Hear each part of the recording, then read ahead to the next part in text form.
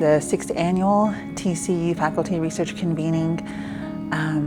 Really the purpose of it was to create a space for TCU faculty to come and present about the research and the work that they do, whether that be in like developing curriculum, developing programs, assessment models, frameworks, even, theories in a sense. This research that's really place-based, coming from those communities that these faculty are representing, these tribal communities. Conferences such as this one definitely does provide the environment for further discussion, for further researching and reflection on things that we do, even as non-Indigenous researchers. So when I come here with presenting or presenting my ideas, presenting my research, I receive feedback to further the discussion.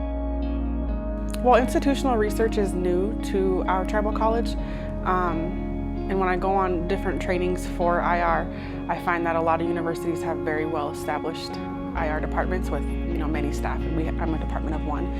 As a tribal college, we've always collected data, but we've just never had anyone to look at it.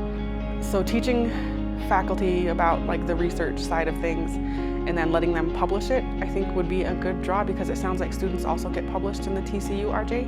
And for a student to leave a 2-year college with some sort of published work would be huge. My faculty that I work with at Dine College, I need them to carry out new research. I need them to be innovative, and I need them to understand that they're encouraged to be innovative. A lot of the textbooks and lesson plans that we've relied upon for the last 50 years, they've come from the outside. They've come from beyond the sacred mountains. And so we need to encourage our faculty to say, wait a minute, maybe we can think of our own solutions. It empowers us professors to continue our passionate research pathways and to connect and network with each other.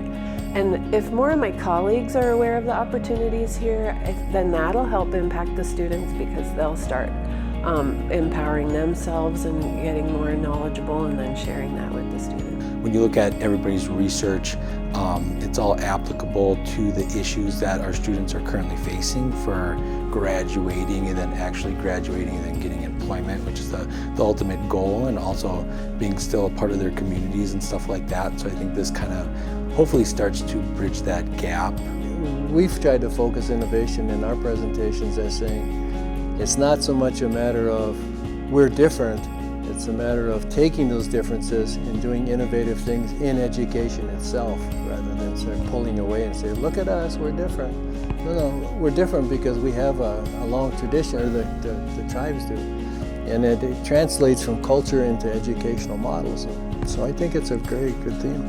American Indian College Fund is very proactive in reaching out to tribal colleges. They're really well-based in terms of their concern is the actual individual tribal students.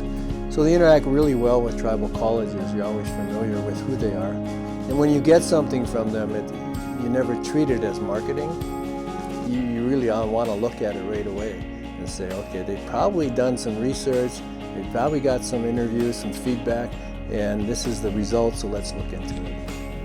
I think that this convening is so important to provide for these TCU faculty, right? Because there is no other gathering or space for them to come together amongst their peers. This is a space, I think, that across disciplines and across programs within the TCU, to be able to share their experience and their efforts, I think it sparks a lot of that other tribal college faculty to really consider, so what are we doing at our institution?